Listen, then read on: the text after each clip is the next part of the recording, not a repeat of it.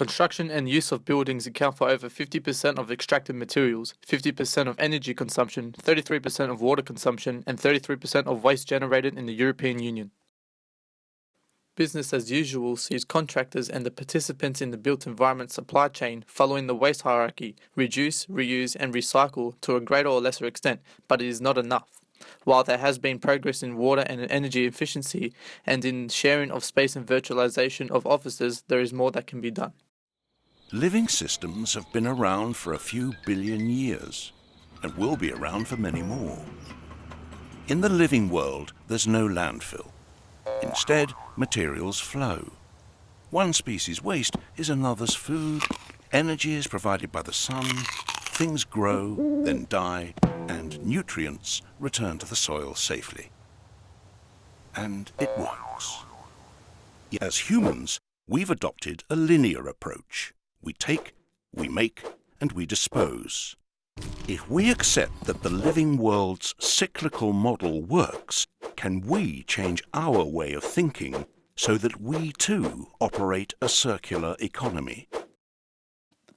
The circular economy requires rethinking of design, manufacturing, selling, reusing, recycling, and consumer ownership to keep resources in use for as long as possible and to extract maximum value.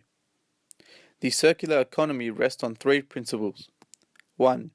Preserve and enhance natural capital by delivering utility virtually and choosing technologies and processes that are renewable or better performing. 2. Optimize resource yields by designing for remanufacture, refurbishing, and recycling to keep components and materials circulating. 3. Foster system effectiveness by revealing and designing out sustainability issues. A built environment based on circular economy principles would look like this.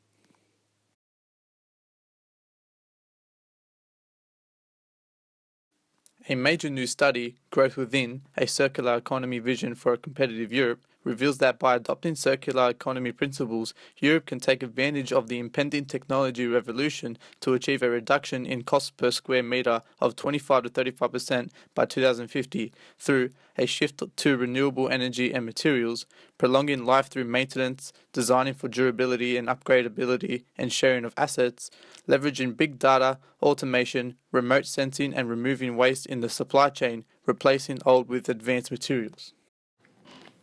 The Park 2020 development in the Netherlands has achieved a 70 to 80 euro per square metre net residual value compared to a traditional 55 euros per square metre negative cost of demolition.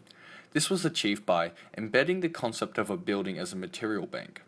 Contracts are now made bottom up with each of the 41 individual suppliers and managed using a building information management system. Using a modular design to increase flexibility and lowering costs for the changing interiors of a workplace.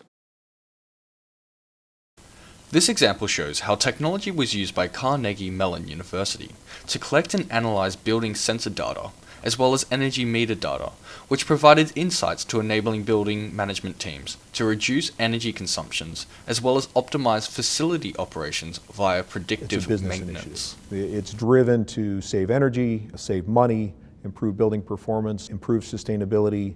We're expecting a seven-figure savings in our annual operating budget. If you combine energy savings and operations savings, somewhere in the range of 10 to 25%. The first building on this campus was built in 1906.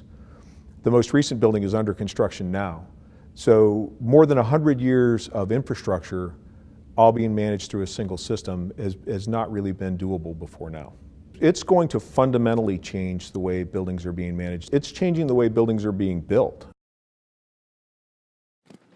The concept of the circular economy goes beyond the 3 R's and aims to maximize total material resource efficiency.